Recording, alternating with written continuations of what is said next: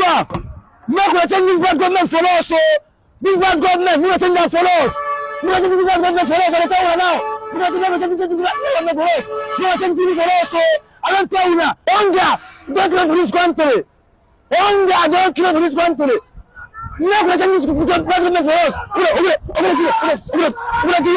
gonna kill you. Look at this country.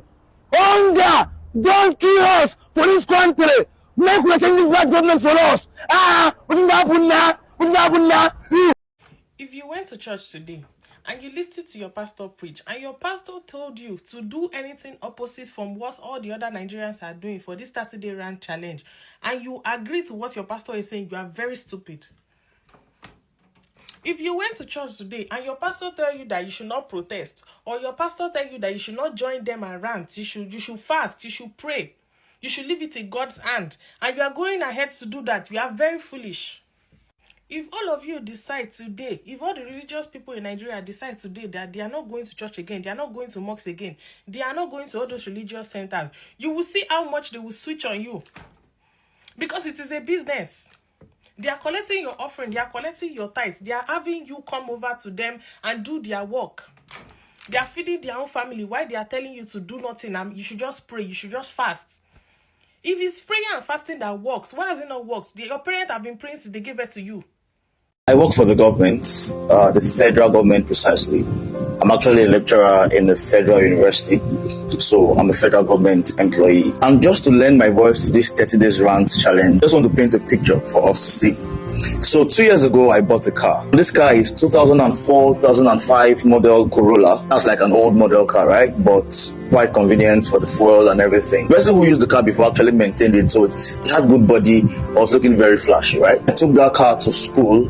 It triggered a whole lot of things, particularly about how I was able to source money to buy that car. Put in mind, this is a 2004, 2005, thereabout Toyota Corolla. I'm sure you all know that vehicle. Senior colleagues began to wonder how I was able to raise money to buy that car. Do you remember that I'm a lecturer at the rank of lecturer 2 in a federal university? There were talks here and there, and then there was this responsibility given to me as a project coordinator. People began to think that based off of that, I had been able to collect money from students to be able to purchase that vehicle. The thinking was that you are still a young boy, a young lecturer in a federal institution.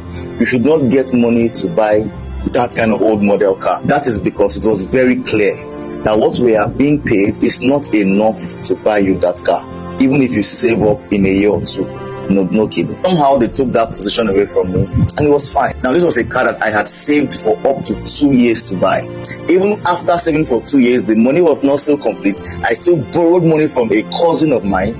My mother still took money from the place where she does thrift, took a loan from that place to add up for me to be able to pick that vehicle and take it as my own. I know a car is like a big deal to rant about now that people are ranting about food and everything, but this is just to paint a picture to you of the pathetic life of a federal government employee. Since fuel went up, every single morning, my colleagues, even senior colleagues, even professors, they line up at the junction leading to my school, waiting for lifts to go to school every single morning. This is because by the time you are able to take your vehicle, fuel it with the salary that they pay us, you won't have anything left for food for your family for that month. Now, mind you, these are workers. These are people who are employed by the federal government, and you can see how these people cannot comfortably take themselves to work in their vehicles. They have to beg for lift every morning to go to work. Funnily enough, a few of my colleagues and I, we devised a technique.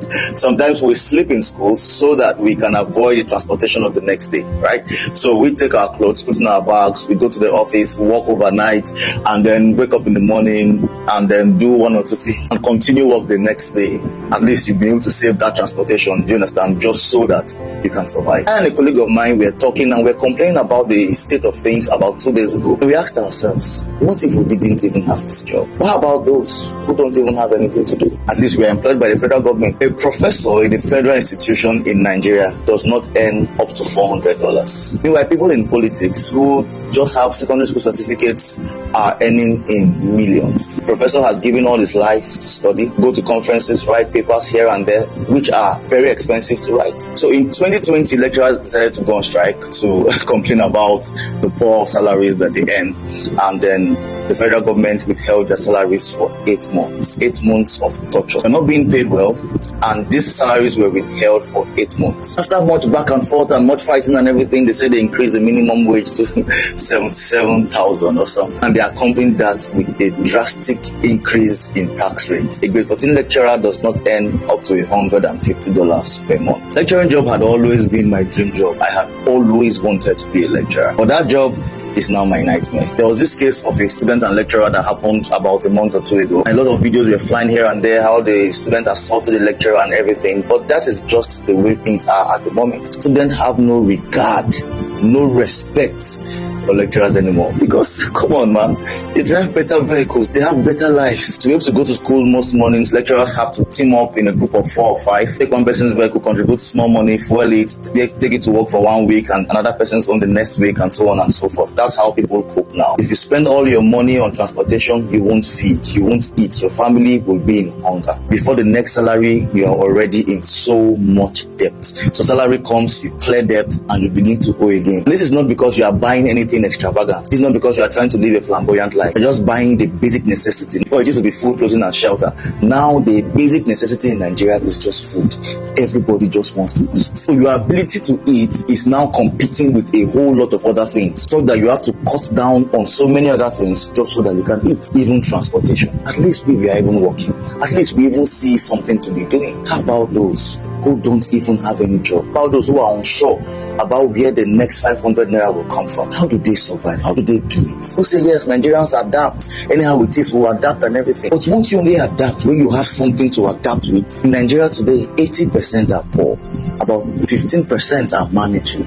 And there are just 5% who are actually rich and okay. Poverty now is not defined by your inability to provide basic needs of food, clothing and shelter. It is simply the inability to be able to eat. It's simply the inability now to be able to provide food for yourself and your family. Nigerians just want to eat and survive at this point in time. People have already concluded. Day 16. So earlier today I ordered a ride, and this is what the driver had to say. When me I go school, when I go government school, no school for private will reach my secondary school. What year was that? I'm talking about 80s. See our basketball, if you see our feet nearly past that stadium where they talk for those states. Our feet. Was it free? Yes, now secondary school is free now. But you know that our own time again, we cannot compare it with our fathers. Because our father went to grammar school. How did they call it at that time? Grammar school. They are outspoken. You cannot compare it with during our time.